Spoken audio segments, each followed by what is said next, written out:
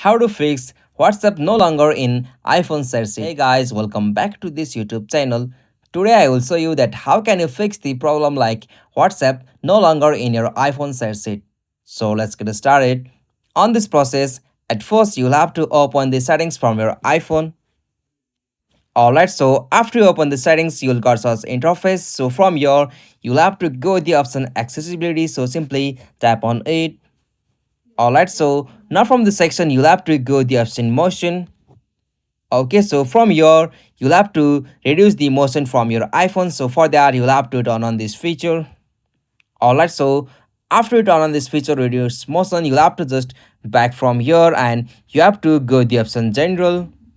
Okay, so from the general section, you'll have to scroll down at the bottom and go the option shut down. So after you tap on that, you'll be able to shut down and restart your iPhone. So after you complete this process from here, you'll have to go the option general. Alright, so from the general section, you'll have to go the option software update.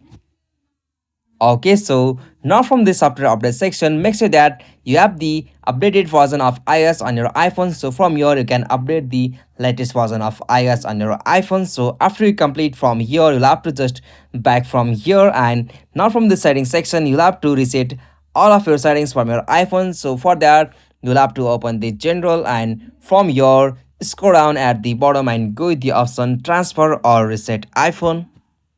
Okay, so simply from here tap on reset and now from here you'll have to go with the option reset all settings. So after you tap on that, you'll be able to reset all of the settings using your phone password. So from here you can easily solve that problem, and if you are still facing that problem, you'll have to just force restart your iPhone.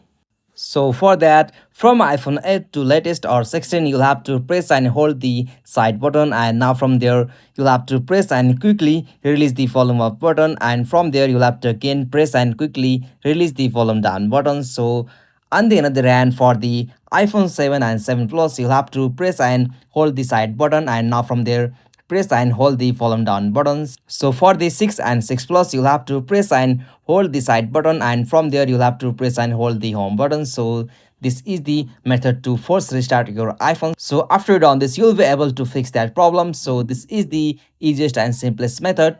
Hope you found this video helpful to you, and please don't forget to subscribe our YouTube channel for more quick and short tutorial like this. Thank you for watching this video. Have a nice day.